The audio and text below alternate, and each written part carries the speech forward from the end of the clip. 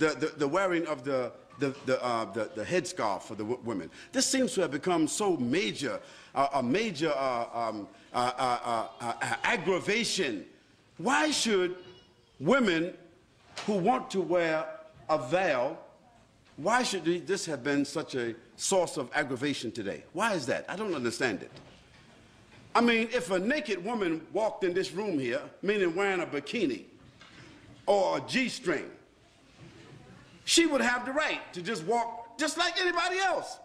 If a woman came down here and she was wearing a G-string and walked right across here and went back upstairs and came down, matter of fact, there was 2 or 3 of them, we would be like, whoa. What's going on here? But we couldn't say anything because it is accepted in the society for a woman to wear this in public. And there are some beaches in this country and some places in this country where you got some people call themselves naturalists. You know what they are. I don't have to tell you. That is, they believe that they should just walk around all the time naked. Now that we can't make a judgment call because according to legislation, the naturalists have a right. There's a man that was running across the whole UK for 3 months. Can you imagine that? 3 months with nothing but a hat and a pair of boots on. I mean, he's running. Can you imagine a man running through a village?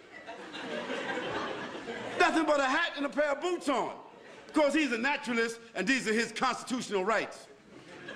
And for 3 months, nobody could say anything about it.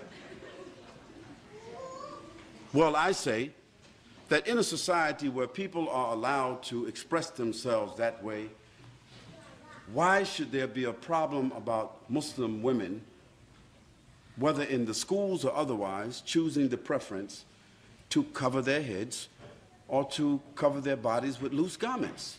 Why should there be such an uproar? Why is there the need for the media to assault and say Muslims want to take over our society and Muslims want to impose their values upon us and so forth? Well, I want to remind them that until 15 or 20 years ago, the nuns in the church, in the Catholic Church, they had to wear it. Is it right or wrong?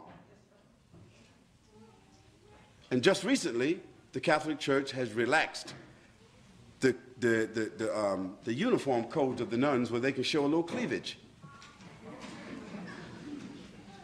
They can now wear a little bit, you know, put the cross right there in the middle. They don't have to wear a headpiece anymore, and they can show a little bit of thigh. Well, that's their right. We can't say anything about that. But when I went to church, to the Catholic Church, when I was 17 years old, all the nuns were looking like the sisters are looking today. So society has changed, but why should our values have to change? Those Muslim ladies who want to wear the full scarf and want to wear loose clothing, they're doing so because God said so, not because their husband said so, not because they're Arabs or Indonesians or Malaysians or Africans. No, they're doing it because God says so. So if our religion, which is the same religion of Moses and Abraham and David and Solomon and Jesus and John the Baptist, if we have the same religion as all those prophets, and we are all monotheistic people basically, Christians and Jews and Muslims, taking our sources from the same, taking our scripture from the same sources, and we can see in the history of our religions that women dress this way consistently, then why is it an aberration because our women want to wear that today? What do they want our women to do? Do they want our women to take off their head scarves and all put on G-strings? Would that be sad? Or now y'all all the same, now it's okay. No, we say it's not okay. And we say, as Muslims, we have the right to preserve what we consider to be decent and dignified clothing and apparel and appearance. And we think that we are fortifying. We think that we are making a good moral contribution. We think that we are doing something that will support the morals, the principles and the status of women in this society. We say that's what we think we're doing.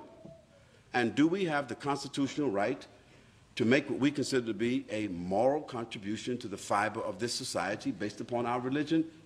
Of course we do. And we don't have to apologize. And if somebody wants to know, if we are unable to explain, we do not have to explain.